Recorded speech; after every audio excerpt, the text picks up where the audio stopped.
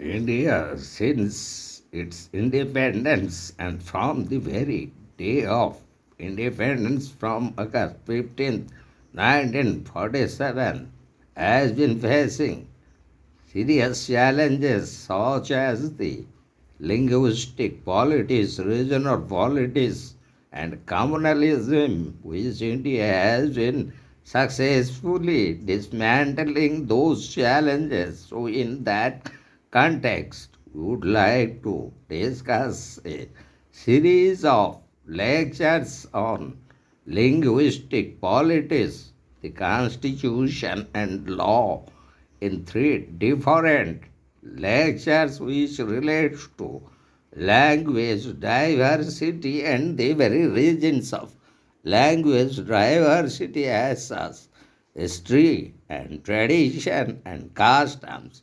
So also those factors responsible as such, historical, geographical, ethnic, educational factors, and how media played another important role in linguistic politics. In that connection, we would like to discuss the linguistic survey and language families as per the census of 2011, and under which we found the families relating to Austro-Asiatic language families, then Dravidian linguistic families, Indo-Aryan families, then Tibeto-Burmese families. So those challenges of language diversity in the field of education, policy implementation, workforce mobility, communication issues,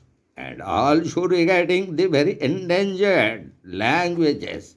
And finally, we will discuss those advantages of language diversity relating to prevents preservation of culture, social cohesion, cognitive development, tourism industry, then creative industries, unity in diversity, and finally we made the conclusion relating to the first part relating to linguistic politics and the constitution and law. So, India is one of the most linguistically diverse countries in the world with over 1,600 languages and dialects spoken by its citizens. Each language reflects the unique history, traditions, and customs of the people who speak it, making India a melting part of linguistic and cultural diversity. However, the language question has been contentious. Some in the Constituent Assembly of India supported use of Hindi as an official language as it was spoken by the majority of Indians and could become a unifying factor for national solidarity. It could enable easy coordination between governments and in communication with citizens, also became a unifying factor for national solidarity. It could enable easy coordination between governments in communication with citizens.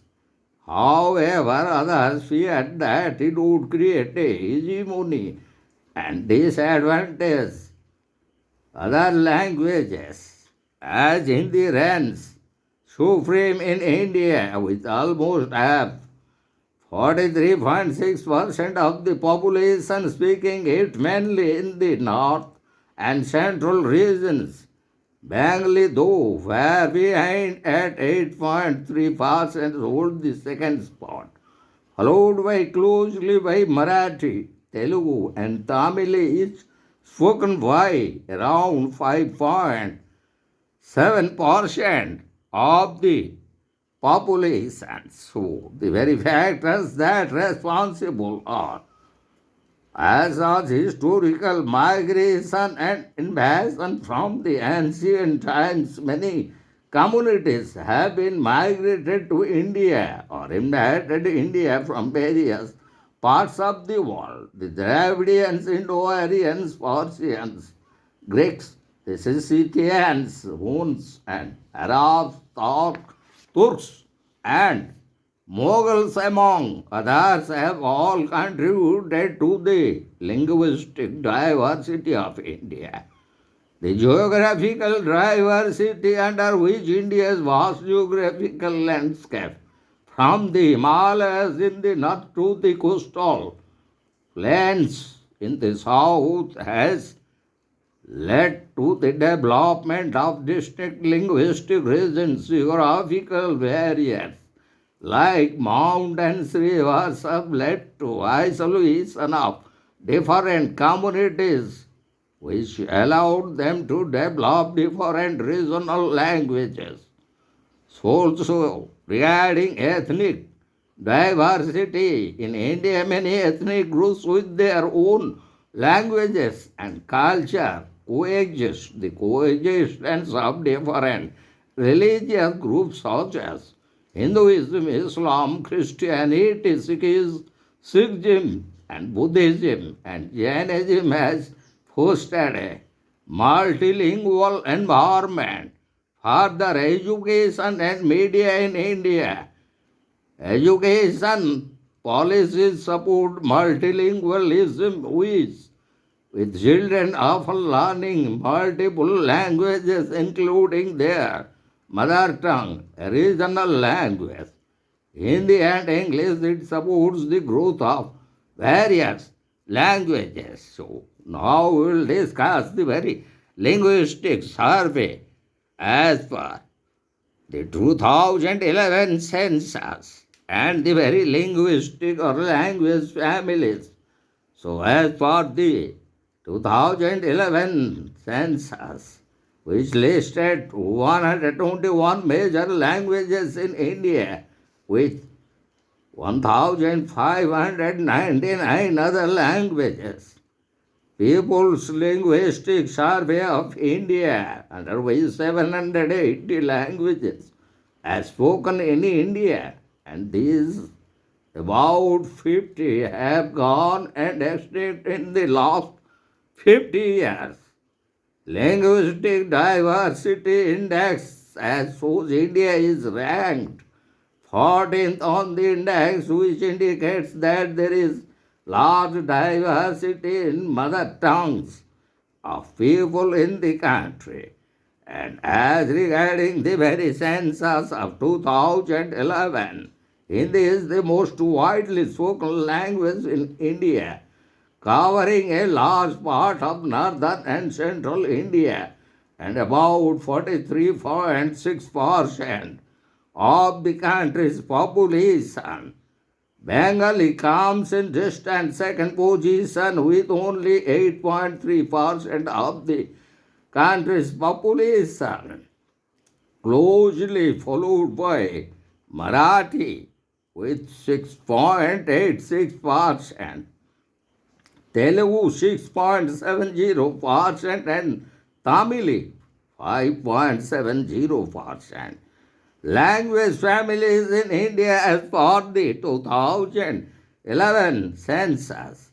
So, languages spoken in India can be divided into different families such as the Austro-Asiatic language family. Most of the tribal languages spoken in Chhattisgarh, Jharkhand, and Odisha are part of the family. For example, languages like Kasi, Santali, Methi, Kolami, Kui, Kondo, Kuya, Gandhav, Gurao, Kurkur, and Parji, etc.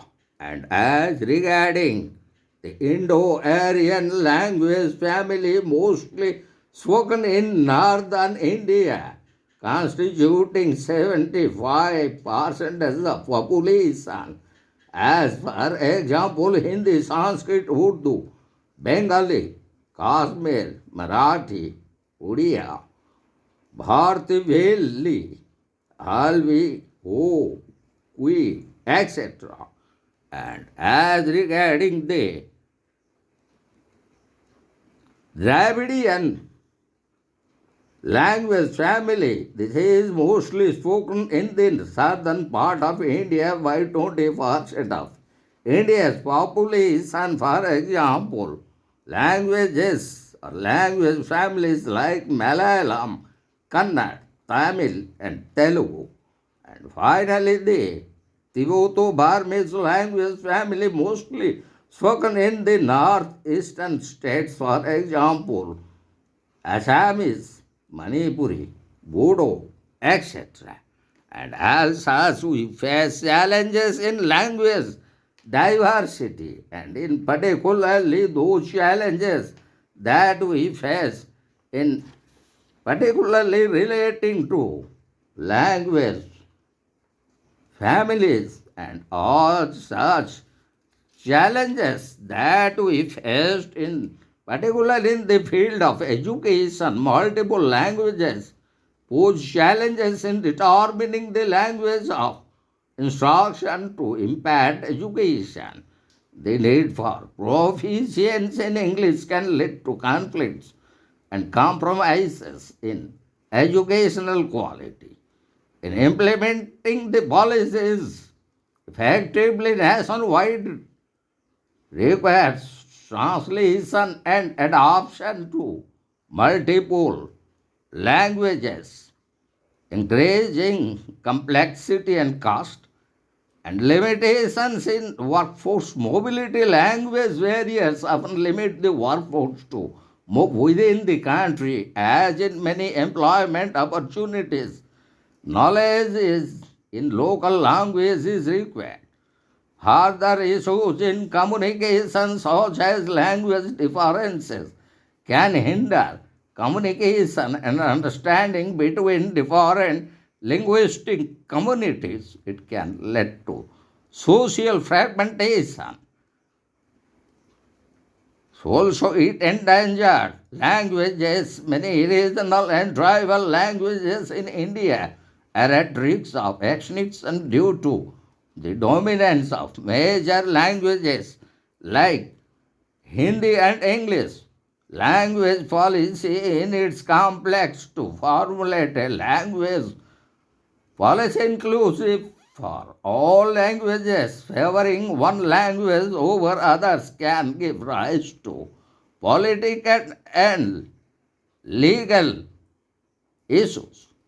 So, now we would like to discuss the very advantages of language diversity. So, in particularly the very advantages relating to language diversity, and as such, the preservance of culture. Language helps in transmission of culture from one generation to other, and hence helps in preserving India's rich cultural heritage, including literature, folklore, music, and traditional knowledge, is unique to different linguistic communities. So also social cohesion. Language acts as a cohesion factor in a community by serving as a marker of community identity and pride.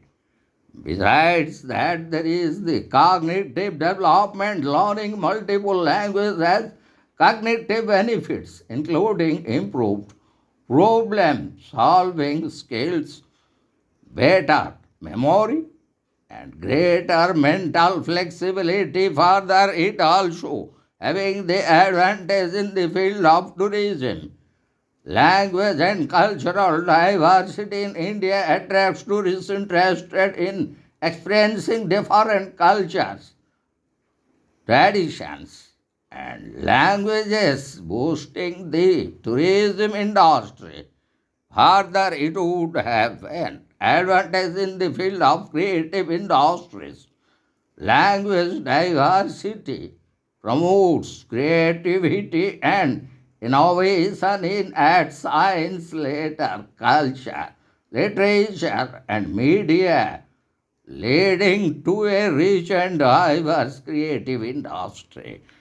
Finally, the very advantage in the field of unity in diversity. Diversity in language embodies the principle of unity in diversity, fostering a society where people of different linguistic groups coexist and contribute to a composite national unity. So, we would like to conclude the very discussion on the part 1 relating to linguistic politics and constitution and law. So, in the very conclusion, all government services and hotels should be accessible in regional languages alongside Hindi and English. E-governance tools should use natural language processing in Indian languages to strengthen multilingual governance and to enhance inclusivity. Further, it would encourage primary education in mother tongues as recommended by the National Education Policy 2020. Invest in regional language textbooks, teacher training. Digital learning materials should promote mother tongue education.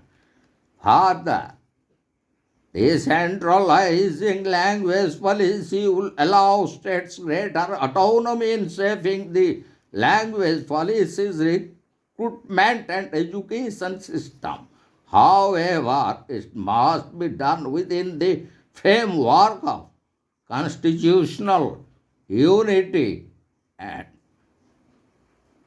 morality. And further, it would build bridges as such to promote cultural exchanges, multilingual festivals, and interstate scholarship to foster empathy and appreciation of diversity, encouraging celebrities, media, and influencers to embrace multilingualism rather than promote linguistic superiority. It would further regulate hate speech and political provocation, curb the use of language-based rhetoric to incite violence or hatred, especially during elections. Political parties must be held accountable for divisive identity politics. India's linguistic diversity is a strength and a source of contention. The resurgence of language agitations and identity politics reflects deeper anxieties about culture, the economy, and representation. The assertion of linguistic pride is legitimate in a democracy, but it must be pursued through dialogue, inclusivity, and constitutional means.